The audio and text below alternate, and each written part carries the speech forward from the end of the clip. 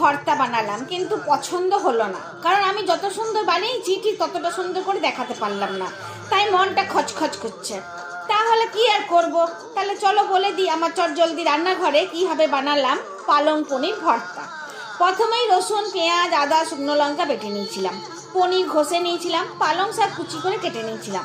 দিয়ে তেলে রসুন, পেঁয়াজ, আদা বাটা দিয়ে কষতে শুরু করলাম। এরপর দিলাম পরিমাণ মতো নুন, চিনি, হলুদ আর আমার প্রিয় পনির বাটার মশলা। তারপর দিলাম টমেটো কুচি। বেশ ভালো করে মশলা যখন কষা হয়ে এলো আর মশলা থেকে তেল ছেড়ে দিল, তখন পালং শাক কুচি দিয়ে আবার নাড়তে থাকলাম। পালং শাক থেকে যখন আবার জল বেরিয়ে এলো, তখন দিয়ে দিলাম পনির ঘষা। বেশ শুকনো শুকনো কষা কষা করে নাড়তে থাকলাম। পালং পনির শুকনো কষা কষা হয়ে এলেই ওপর থেকে বেশ অনেকটা মাখন দিয়ে নাড়িয়ে চাড়িয়ে নামালাম, কিন্তু আবার ওপরে খানিকটা মাখন দিয়ে ছেড়ে দিলাম। খেতে বসার আগেই আবার সমস্ত রান্নাটা ভালো করে নেড়ে চেড়ে পরিবেশন করলাম। একদম মাখন দেওয়ার জন্য একদম পালং পনির ভর্তাটা খেতে হয়েছিল একদম মোলায়েম ক্রিমি, যেন মুখে এলেই মিলিয়ে যাচ্ছিল। অবশ্যই ভালো হয়েছে খেতে, সেটা আর বলার দরকার নেই।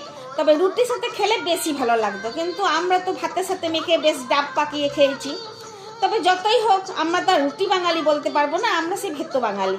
তাহলে ভালো লাগলে সাবস্ক্রাইব করবে কি করবে না ভাবছো? তো ভিডিওটা যদি তোমাদের কাছে পৌঁছোই, তাহলে অবশ্যই লাইক, শেয়ার, কমেন্ট, সাবস্ক্রাইব যা আছে সবই করবে। ধন্যবাদ।